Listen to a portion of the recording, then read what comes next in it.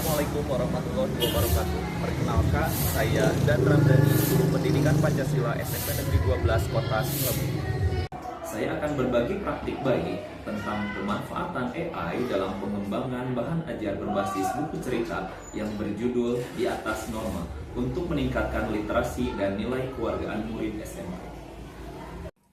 Situasi dalam proses pembelajaran pendidikan Pancasila di kelas, saya menghadapi beberapa tantangan yang cukup minat baca murid masih relatif rendah, terutama ketika berhadapan dengan berbasis teks yang panjang dan kurang menarik.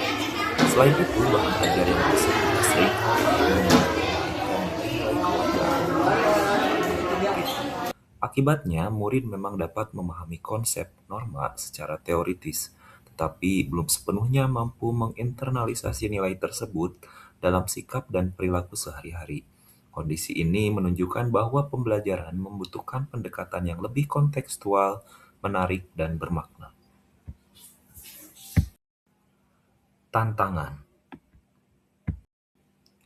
Sebagai seorang guru, saya merasa memiliki tanggung jawab untuk menghadirkan pembelajaran yang tidak hanya berfokus pada pengetahuan, tetapi juga pada pembentukan karakter. Saya perlu menciptakan bahan ajar yang mampu meningkatkan literasi membaca, sekaligus menanamkan nilai kewargaan secara lebih efektif. Di sisi lain, saya juga ingin memanfaatkan perkembangan teknologi, khususnya kecerdasan artifisial, sebagai alat bantu dalam pengembangan pembelajaran. Namun tentu saja, penggunaan teknologi ini harus tetap dikendalikan agar sejalan dengan nilai-nilai pendidikan Pancasila. Aksi. Langkah pertama yang saya lakukan adalah merancang konsep buku cerita berjudul Di Atas Norma. Buku ini mengangkat kisah kehidupan siswa SMA yang dihadapkan pada berbagai situasi terkait norma, seperti kejujuran, toleransi kesopanan, dan kepatuhan terhadap aturan. Dalam perancangannya, saya juga mengaitkan nilai-nilai tersebut dengan konteks global melalui SDGs atau Sustainable Development Goal, sehingga murid dapat memahami bahwa nilai kewargaan tidak hanya penting di lingkungan sekolah, tetapi juga dalam kehidupan masyarakat yang lebih luas. Pada tahap pengembangan, saya memanfaatkan kecerdasan artifisial sebagai alat bantu untuk menyusun alur cerita, mengembangkan dialog, serta merancang ilustrasi yang menarik.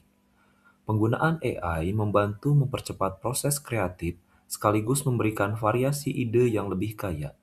Namun demikian, saya tetap berperan sebagai pengendali utama dalam proses ini untuk memastikan bahwa setiap konten yang dihasilkan tetap sesuai dengan nilai-nilai Pancasila dan tujuan pembelajaran. Setelah buku selesai dikembangkan, saya melakukan proses validasi dengan melibatkan ahli dan rekan sejawat guru pendidikan Pancasila. Validasi ini bertujuan untuk menilai kelayakan buku dari aspek isi, bahasa, dan penyajian. Masukan yang diberikan sangat berharga, terutama dalam menyempurnakan bahasa agar lebih komunikatif serta memperjelas penyampaian nilai dalam cerita. Berdasarkan hasil validasi, saya melakukan revisi dan penyempurnaan terhadap buku. Perbaikan dilakukan pada beberapa bagian, seperti penyederhanaan bahasa, penajaman pesan moral, serta penyempurnaan alur cerita dan ilustrasi. Proses ini dilakukan secara bertahap hingga buku dinilai layak untuk digunakan dalam pembelajaran. Selanjutnya adalah melakukan uji coba penggunaan buku kepada murid di kelas. Murid diajak untuk membaca, berdiskusi, serta melakukan refleksi terhadap isi cerita. Untuk mengetahui respon terhadap buku, saya juga mengumpulkan data melalui angket yang diberikan kepada murid dan rekan sejawat. Hasil dari praktik baik ini menunjukkan bahwa buku cerita Di Atas Norma dinyatakan layak sebagai bahan ajar pendidikan Pancasila. Berdasarkan data angket, respon murid memperoleh skor rata-rata sebesar 3,25 yang berada pada kategori sangat baik. Hal ini menunjukkan bahwa buku dinilai menarik, mudah dipahami, serta relevan dengan kehidupan sehari-hari murid.